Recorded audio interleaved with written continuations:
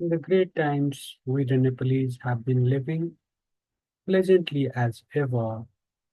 Promises rained thick and fast at the federal parliament in Kathmandu on Friday, that is May the 2nd, even as rains and snow soured other parts of the country with the setting of the chariot of Ratu Matsyendranath, the great deity of rains and good harvest in motion in the midst of pre-monsoon season of 2025 AD.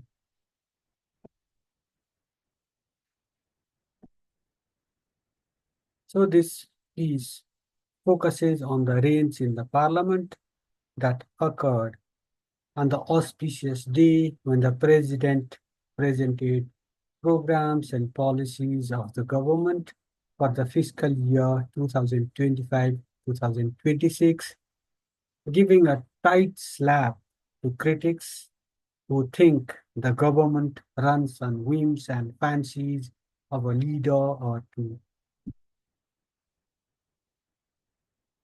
I present to you some of the highlights from the policy document with some restrained comments on some of them, given that powers that have been doing all the talking, giving wagging tongues, giving wagging tongues galore a much needed rest in a manner perfectly befitting our strength of democracy. Here are some of the key highlights of that policy document that I'm going to share with you.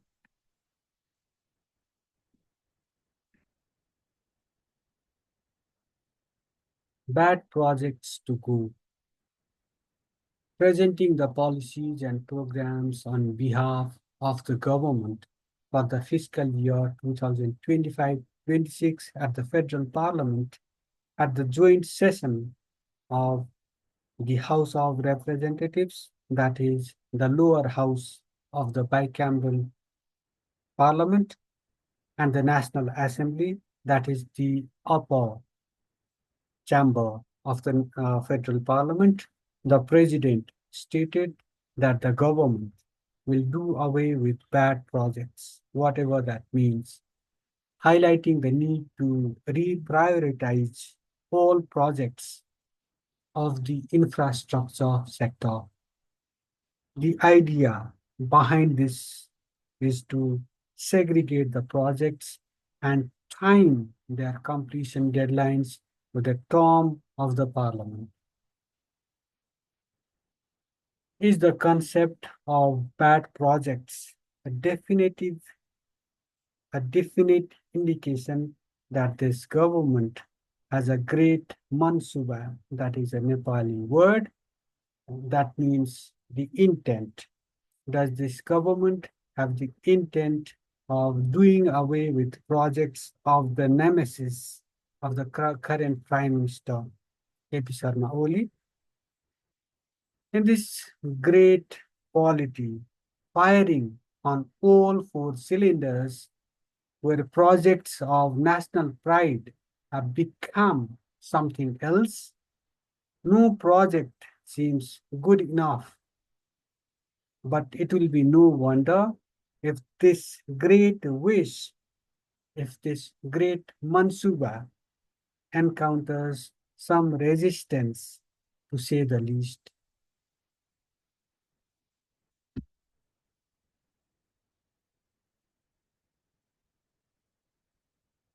By the way, if you have not subscribed to this channel, I request that you do, because we are trying to promote citizen journalism, try to be your voice by raising concerns, by raising matters that affect everyday Nepalis.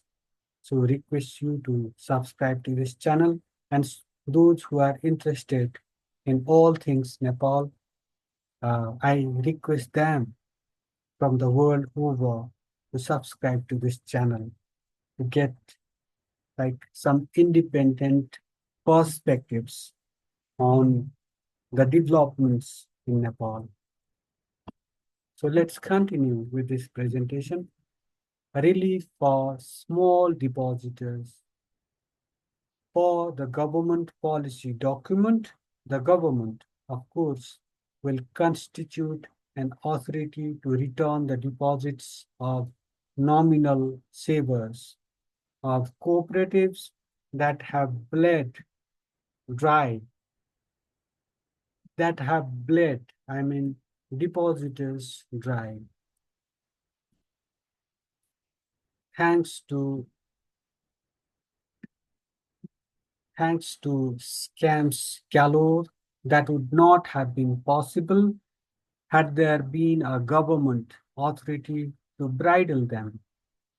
There's a certain ambiguity about nominal savers. What amount of saving makes a nominal saver? That is a question. Does this great administration of KP Sharma Oli, does this great administration have any idea? Does this great administration aim to play class politics by returning the deposits of nominal savers while forgetting other savers who too many of them have lost their life savings and many even their dear lives waiting to get their hard-earned monies back. For the management of bad loans, the government is to establish an assets management company. Let's hope that the company runs well, sparing this busy administration the trouble of establishing yet another company to run the previous one, thereby triggering a chain reaction. Alternative energy plans. Despite a tardy progress of despite a tardy process of hydropower generation, the government has high targets on the alternative energy front. The policy document has a lofty aim.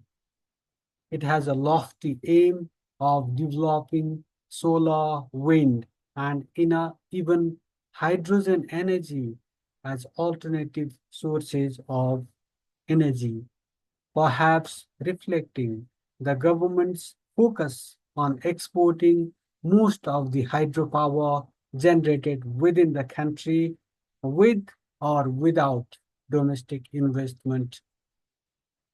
In these contrasting times, when we have been lighting our lives with imported power and dreaming big and bright about exporting thousands of megawatts of the green energy generated in Nepal by companies from a particular country that has a vice-like grip on our water resources and making big money out of it. Despite the plan to evacuate across the border every megawatt of hydropower generated in Nepal at dirt cheap rates, along with every drop of produced water as a mere byproduct, all for free, that is, and import dirty fuels through cross-border petroleum pipelines, the promises keep coming like November rain, with the government vowing to make renewable energy accessible to all citizens.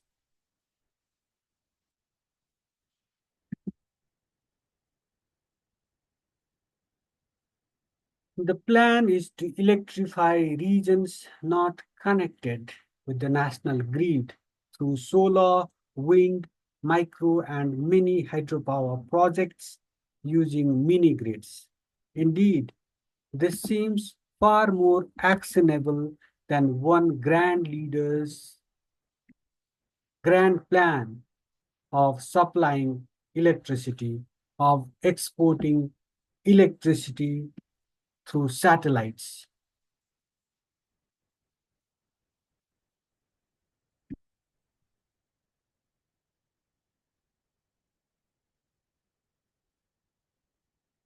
Then for reducing air pollution resulting from increasing use of dirty fuels. Remember, Nepal hogged the limelight this summer before the rains for foul air, even as the government, even as the government remained tongue-tied vis-a-vis reports coming from a particular international air monitoring agency. The government is to enforce Euro 6 standards on petrol engines. The policy document states that the government will enforce Euro 6 standards on petrol engines operating in Nepal. Then comes a decade of jobs. This must sound music to young ears in particular. Which government worth its name can forget the youth and afford to not talk about gainful employment for them within the country itself?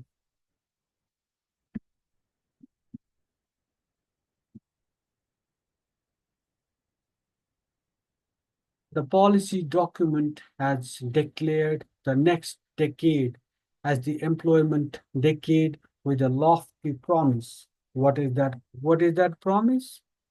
To create jobs for young people within the country through entrepreneurship promotion. Music to the young ears, right? Wait, that's something more, obviously. The government also plans to introduce laws, policies, and working procedures, as well as amend the existing instruments to make foreign employment safe, dignified, and systematic.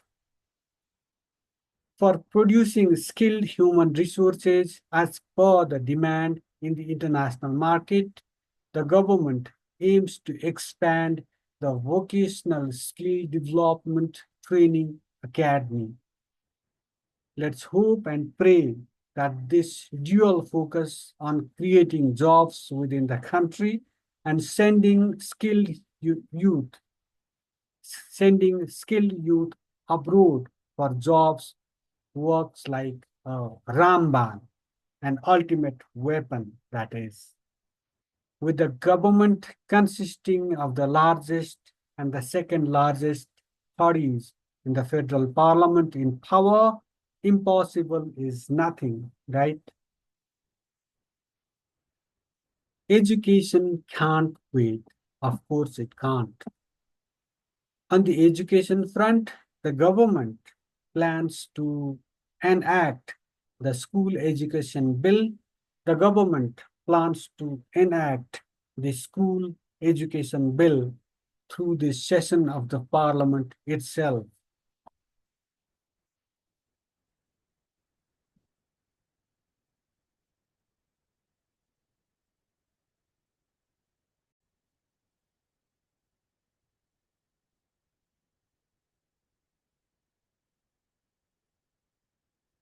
It may be noted that teachers of community schools throughout the country staged a month-long Kathmandu-centric protest recently as part of their struggle to praise for what? To praise for the passage of a school education bill through the incorporation of their demands mentioned in agreements reached with successive governments, including the one reached on September 22, 2023.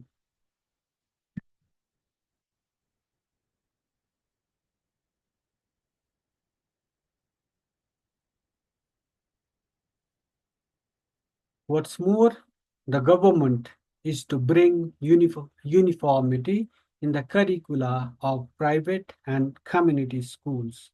Upon completion of school education, the plan is to enroll students into technical and vocational education institutions on the basis of their grades. The government also aims to mainstream the technical stream by taking it to the university level, pledging a virtual teaching learning system, student counseling, interactive learning and mentoring, etc. That's a great vision. Let's hope that it is actionable too. Then comes the farm sector. After all, who can just forget the mainstay of the Nepalese economy? Let's talk about what the budget has for the farm sector.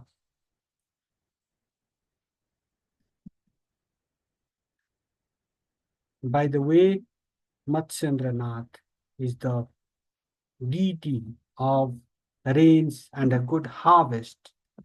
So let's just, if you have not made it to the month-long procession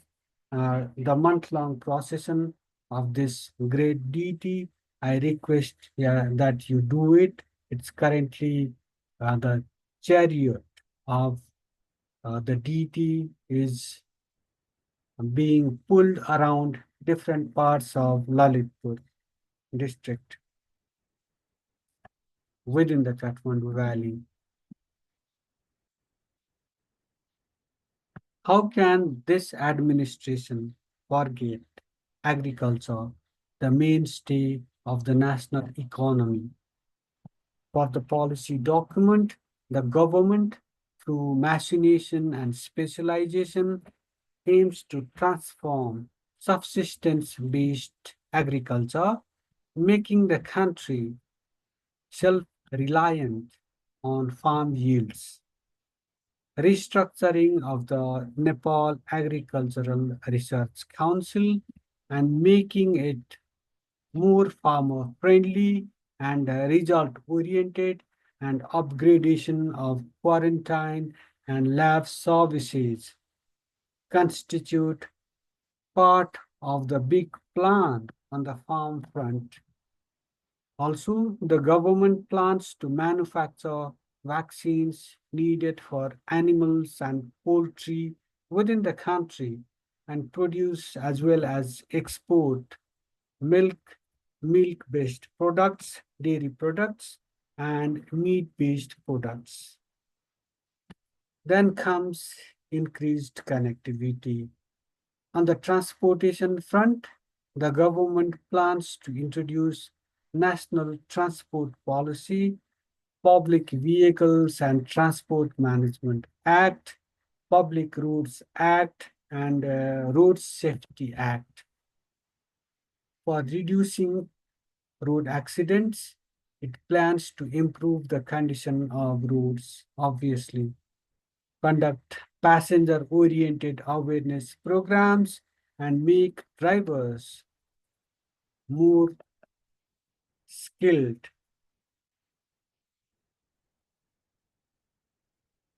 It plans to make drivers more responsible by enhancing their skills through training opportunities. Then comes the great vision with the policy document planning to develop and upgrade major highways, making them part of inter-country road networks while developing and expanding railways. One wonders as to how much more of our precious land will these mega connectivity projects eat up, and what benefits will they bring to the country given a very weak export potential except for the export of semi-skilled or unskilled human resources and a lax security situation where anyone can enter this country through a porous border 24/7 for myriad regions, exacerbating security risks for this country and her powerful neighbors. One wonders whether increased connectivity and lax security arrangements won't end up triggering a humanitarian crisis with a never ending inflow of displaced populations from the extended neighborhood and unabated encroachment upon and chipping away of our territories where the state is spread too thin. The focus should have been on keeping a limited number of cross-border contact points open in view of heightened security concerns of this country in a perpetual flux and her neighbors and upping border security. At a time when even the global superpower is shutting its borders, can we afford to keep our borders open?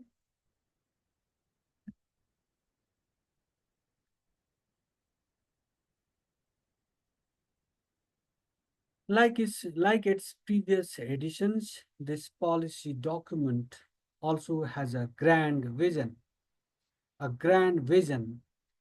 and this columnist, this presenter, did his best to bring some of the key highlights to the audience's notice. Skepticism aside, here's hoping that the worst does not happen, that only the best happens, and we, the Nepalese, get to live happily in this land of milk and honey. Let's hope that we get to live in this land of milk and honey happily instead of having to wait life after life after life after life to live a life of pleasure and plenty in the high heavens of Amravati, Sukhavati Bhuvan, Saket Lok, Vaikuntha, Golok, Swarga, etc., etc. With this remark, I wrap up this edition of Soft Talk. Thank you for watching. Thank you for listening.